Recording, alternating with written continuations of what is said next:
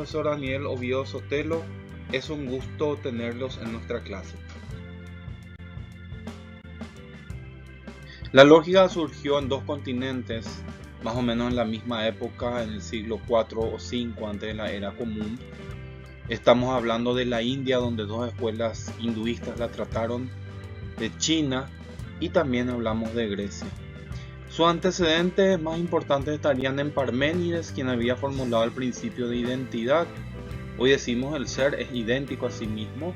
Parménides nos hablaba de que el ser es y el no ser no es. También la escuela estoica con Euclides de Megara y Platón habían trabajado la lógica informal. Y finalmente nos encontramos con Aristóteles, quien asimismo se consideraba, y por parte de la posteridad, como el inventor de la lógica formal. De hecho, él sienta las bases para lo que hoy se conoce como lógica tradicional o aristotélica. Sus escritos sobre los silogismos y otros temas tienen plena vigencia. Andrónico de Rodas, quien compiló y organizó las obras de Aristóteles, había llamado órgano al conjunto de textos sobre esta materia, ya que la lógica es un instrumento. Etimológicamente, el término lógica proviene del griego logos, que significa palabra, pensamiento o razonamiento. Por tal motivo, algunos ya habrán notado que el nombre de algunas ciencias terminan en logos o logía.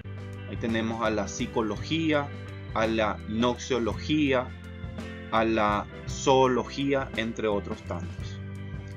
Pero la lógica en sí, ¿qué es? Es una parte de la filosofía ubicada o relacionada a la teoría del conocimiento, pero a diferencia de las otras disciplinas filosóficas es de carácter formal o simbólico. Estudia a los razonamientos, de eso se encarga. Específicamente de las inferencias. Inferencias decimos cuando pasamos de las premisas a la conclusión, o en términos más sencillos, recibimos cierta información a través de la experiencia, la investigación, la vida cotidiana, y a partir de esa investigación inferimos o sacamos conclusiones. Eso sería un razonamiento, que es el principal objeto de estudio de la lógica.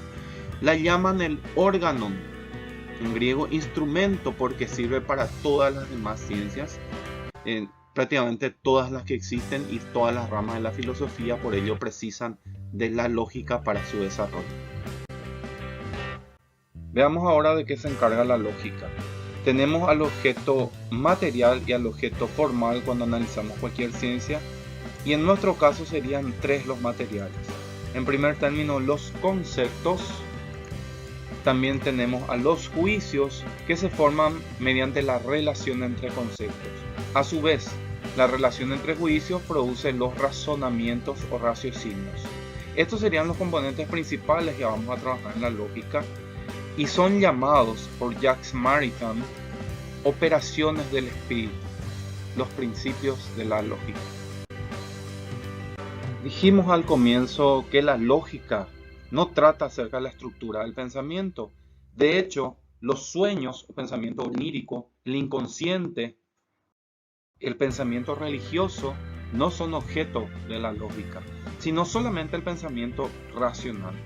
De ahí el error que aparece en algunos textos, ya que la psicología, psiquiatría, neurología, logopedia y lingüística estudian también al pensamiento en sus otras facetas. Lo que nos interesa en la lógica como objeto formal u objetos formales serían los principios, leyes y estructuras de los razonamientos. Específicamente nos interesa determinar la corrección y validez de estos o de las inferencias, y en lo posible llegar a saber qué tanto grado de verdad existe o no en nuestros razonamientos.